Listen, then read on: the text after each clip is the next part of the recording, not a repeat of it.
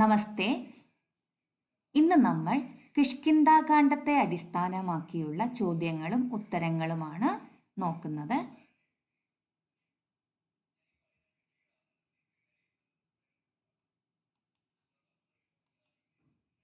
സുഗ്രീവൻ രാമലക്ഷ്മണന്മാരെ പേടിച്ച് ഏത് പർവ്വതത്തിന്റെ മുകളിലാണ് കയറിയത്? ഋഷ്യമൂകാചലം. രാമലക്ഷ്മണന്മാരുടെ വിവരങ്ങൾ അറിയാൻ സുഗ്രീവൻ ആരെയാണ് അയച്ചത്? മാരുതി. ഹനുമാൻ രാമലക്ഷ്മണന്മാരുടെ അരികിലേക്ക് ഏതു വേഷത്തിലാണ് ചെന്നത്? ബ്രാഹ്മണന്റെ. ഹനുമാന്റെ സംസാരം കേട്ട് അവൻ ഏത് ശാസ്ത്രത്തിൽ പണ്ഡിതനെന്നാണ് ശ്രീരാമൻ ലക്ഷ്മണനോട് പറഞ്ഞത്? വ്യാകരണം. ശ്രീരാമനും സുഗ്രീവനും തമ്മിലുള്ള സഖ്യം എന്തിനെ സാക്ഷിയാക്കിയാണ് ഉറപ്പിച്ചത്? അഗ്നി. ബാലിയുമായി യുദ്ധത്തിന് വന്ന അസുരന്റെ പേരെന്തായിരുന്നു? മായാവി. ബാലിയെ പേടിച്ച് ഓടിയ സുഗ്രീവൻ ഒടുവിൽ അഭയം പ്രാപിച്ച പർവ്വതം ഏതാണ്? ഋഷ്യമൂകാചലം. മഹിഷരൂപത്തിൽ കിഷ്കിന്ധയിൽ വന്ന് ബാലിയെ യുദ്ധത്തിന് വിളിച്ച അസുരൻ ആര്? ദുന്ദുഭി. ദുന്ദുഭിയുടെ തല ഋഷ്യമൂകാചലത്തിൽ വീണപ്പോൾ ബാലിയെ ശപിച്ച മുനി ആര്? മതംഗൻ. ശ്രീരാമൻ തന്റെ തൃക്കാൽ പെരുവിരൽ കൊണ്ട് തട്ടിയെറിഞ്ഞ ദുന്ദുഭിയുടെ ശിരസ് എത്ര യോജന ദൂരെയാണ് ചെന്ന് വീണത്? 10 യോജന. ബാലിക്ക് മൽപിടുത്തം നടത്താനുള്ള പരിശീലന സാമഗ്രികളായി നിന്ന വൃക്ഷങ്ങൾ ഏതൊക്കെയായിരുന്നു? സപ്തസാലങ്ങൾ. 2ാം തവണ യുദ്ധത്തിന് പോകും മുൻപ് തിരിച്ചറിയാനായി സുഗ്രീവന്റെ കഴുത്തിൽ മാലയണിയിച്ചത് ആര്? ലക്ഷ്മണൻ. സുഗ്രീവന്റെ സിംഹനാദം കേട്ട് യുദ്ധത്തിന് പുറപ്പെടാനൊരുങ്ങിയ ബാലിയെ തടഞ്ഞത് ആര്? താര.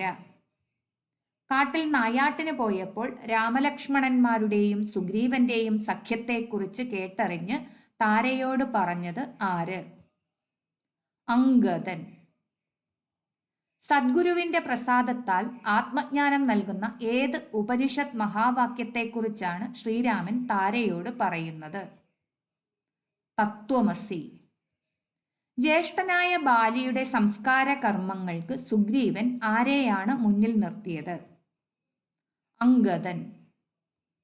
ശ്രീരാമന്റെ നിർദ്ദേശപ്രകാരം സുഗ്രീവന് രാജ്യാഭിഷേകം നടത്തിയത് ആര്? സൗമിത്രി. വർഷക്കാലം കഴിയും വരെ ഏതു പർവ്വതത്തിലെ ഗുഹയിലാണ് രാമലക്ഷ്മണന്മാർ വസിച്ചത്?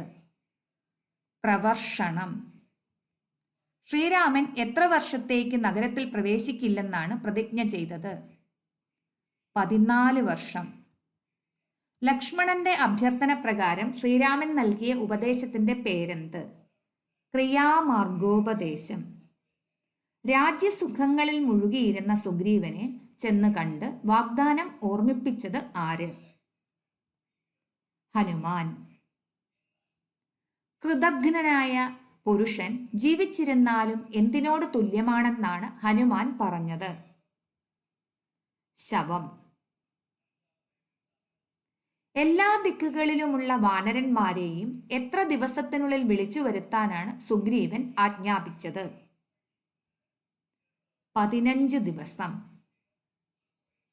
ലക്ഷ്മണന്റെ കോപം ശമിപ്പിക്കാൻ ആദ്യം സൗമ്യമായി സംസാരിച്ച് മുന്നിൽ ചെന്നത് ആര്? അംഗദൻ. ലക്ഷ്മണന്റെ കോപം ശമിപ്പിക്കാനായി സുഗ്രീവൻ ആദ്യം ആരെയാണ് അയച്ചത്? താര. ലക്ഷ്മണനെ സാന്ത്വനപ്പെടുത്തി കൂട്ടിക്കൊണ്ടുവരാൻ സുഗ്രീവൻ ചുമതലപ്പെടുത്തിയ മന്ത്രി ആര്? മാരുതി. സീതാദേവിയെ അന്വേഷിച്ചു പോയ വാനരന്മാർ എത്ര ദിവസത്തിനുള്ളിൽ വിവരങ്ങളുമായി തിരിച്ചെത്തണമെന്നാണ് സുഗ്രീവൻ ഉത്തരവിട്ടത്? 30 ദിവസം. സുഗ്രീവന്റെ ആജ്ഞ ലംഘിച്ച് 30 ദിവസത്തിനകം മടങ്ങിയെത്താത്തവർക്ക് നൽകുന്ന ശിക്ഷ എന്തായിരുന്നു? മരണശിക്ഷ. സീതാദേവിയെ കാണുമ്പോൾ രാമനാമാങ്കിതമായ ഏത് അടയാള വസ്തുവാണ് നൽകാനായി ശ്രീരാമൻ ഹനുമാന് കൊടുത്തത്? അങ്കുലീയം. ദാഹം സഹിക്കവയ്യാതെ വാനരന്മാർ പ്രവേശിച്ച മനോഹരമായ ഗുഹയിൽ കണ്ട യോഗിനി ആരായിരുന്നു? സ്വയംപ്രഭ. വിശ്വകർമാവിന്റെ മകളായി പിറക്കുകയും പരമശിവന്റെ പ്രീതി നേടി ദിവ്യപുരം സമ്മാനമായി ലഭിക്കുകയും ചെയ്ത അപ്സരസ് ആരായിരുന്നു? ഹേമ. ശ്രീരാമദേവന്റെ അനുഗ്രഹത്താൽ സ്വയംപ്രഭ എവിടെ പോയി തപസ് ചെയ്യാനാണ് തീരുമാനിച്ചത്? ബദര്യാശ്രമം.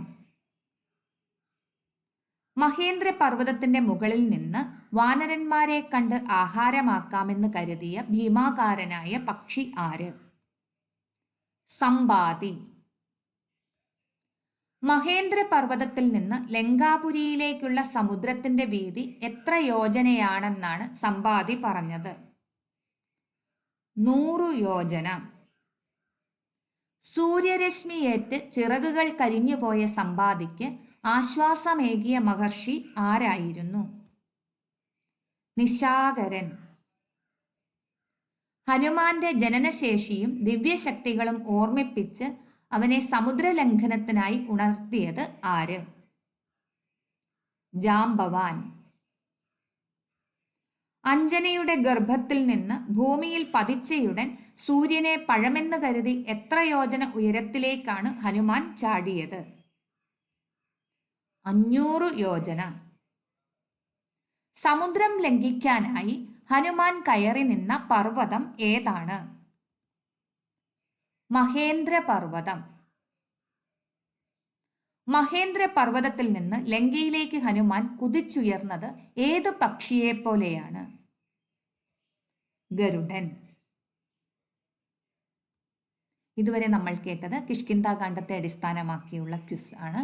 ഇനി സുന്ദരകാന്ഡത്തെ അടിസ്ഥാനമാക്കിയുള്ള ക്വിസുമായി ഉടനെ തന്നെ കാണാം. നന്ദി, നമസ്കാരം.